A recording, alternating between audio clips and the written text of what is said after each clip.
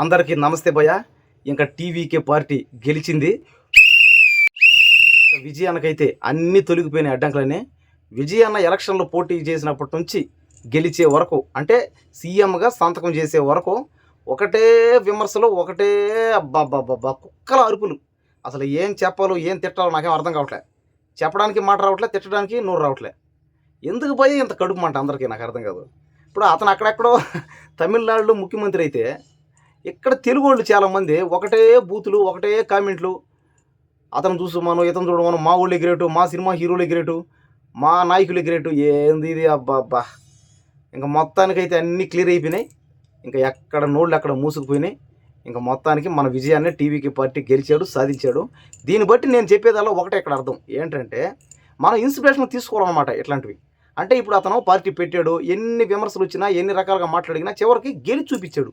అంటే సాధించి చూపించాడు అనమాట. అదేవిధంగా మనం కూడా మన లైఫ్లో మనకు పేదరికం అనేది, డబ్బులు లేకపోవడం, కటిక పేదరికం, మనం ఏ పని చేసినా ఫెయిల్యూర్ రావడం, అందరూ మనల్ని తిట్టడం, మన బంధువులు, స్నేహితులు అందరూ మనల్ని దూరం పెట్టేయడం, నువ్వు మా ఇంటికి రావద్దు, నాతో మాట్లాడొద్దు అని అనడం, మనం ఏమైనా మాట్లాడితే మనకు మాటకు వాల్యూ లేకుండా పోవడం, మనల్ని ఎవరు లెక్క చేయకుండా పోవడం, మనల్ని ఎంతోమంది గొడవకి గెలకడం, మనం సైలెంట్గా మన పాటికి మనం బాధ ఉంటే ఓడే కావాలని వచ్చి గెలతాడు, గొడవకి బూతులు ఆడతాడు. అయినా మనం సైలెంట్గా పోవాలి. కానీ గెలిచి చూపించాలా. గెలిచి చూపించి వాడిని పట్టుకోవాలి, కుమ్మాలి. మళ్ళీ వదిలిపెట్టకూడదు. గెలిచిన తర్వాత అస్సలు వదలకండి ఎవరిని.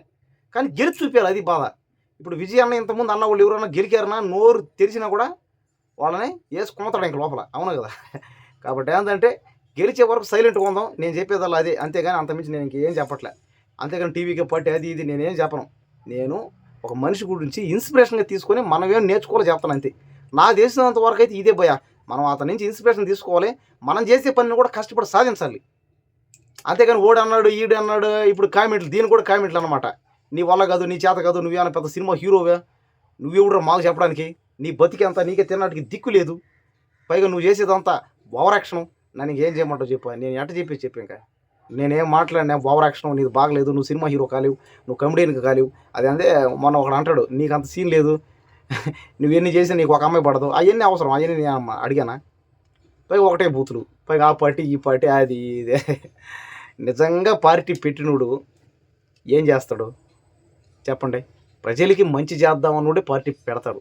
పార్టీ పెట్టి తప్పేసుకునేది ఎవరో చేతగానోళ్ళు, ఇంక మన వల్ల కాదులే అనుకున్న వాళ్ళే పార్టీని పెట్టి తప్పేసుకుంటారు. ఇంకా మనం చేయలేము దీనిని.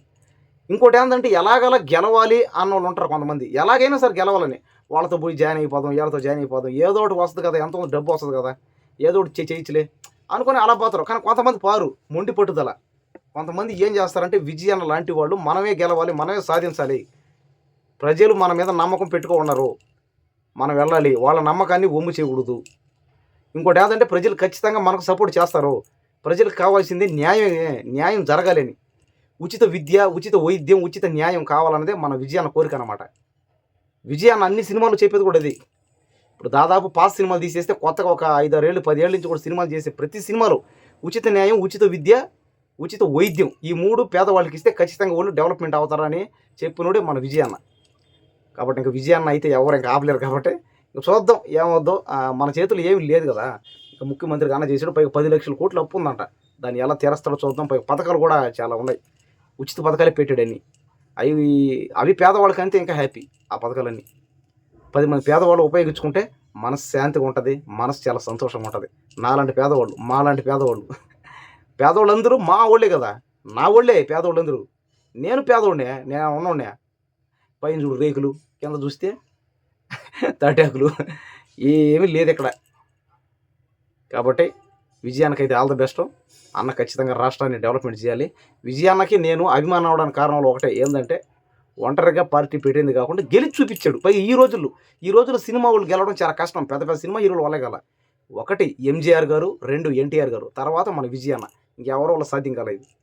ఈ జయలలిత గారు కానీ చాలామంది అయ్యారు. ఇంకా ఎంకే స్టాలిన్ గారి, ఇంకా కరుణానిధి దక్షిణమూర్తి, అదే ఆయన కరుణానిధి గారిని దక్షిణమూర్తి అంటారంట. చాలామంది అయ్యారు. కానీ వాళ్ళు ఎలా అయ్యారంటే మెల్లమెల్లగా అయ్యారు, స్టెప్ బై స్టెప్. ఫస్ట్ ఎమ్మెల్యేగా చేసి పార్టీలు జాయిన్ అయ్యి ఎంపీ గాను, ఎమ్మెల్యే గాను చిన్న చిన్న పదవులు చేసి, తర్వాత మెల్లమెల్లగా ఒక స్టెప్ ఎక్కారు. డైరెక్ట్ గలవులు. కానీ డైరెక్ట్గా ముఖ్యమైనది అయ్యింది ఎవరు? ఎంజీఆర్ గారు, ఎన్టీ రామారావు గారు, తర్వాత విజయన్న. మరి ఇంకెవరి వల్ల కాల ఇది. చాలామంది మధ్యలో వచ్చి మధ్యలో పోయారు. మరి కొంతమంది అయితే వేరే వాళ్ళ తరఫున జాయిన్ అయిపోయారు భయానికి. కానీ విజయాన్ని సాధించాడు. కాబట్టి టీవీకి పార్టీ ఖచ్చితంగా మంచి చేయాలి, మంచి చేస్తుందని నేను నమ్ముతున్నాను. ఇంకా విజయానికైతే ఆల్ ది బెస్ట్. తమిళనాడు స్టేట్ని డెవలప్మెంట్ చేయాలి. మన దేశంలో తమిళనాడుని ఒక నెంబర్ 1 పొజిషన్లో పెట్టాలి.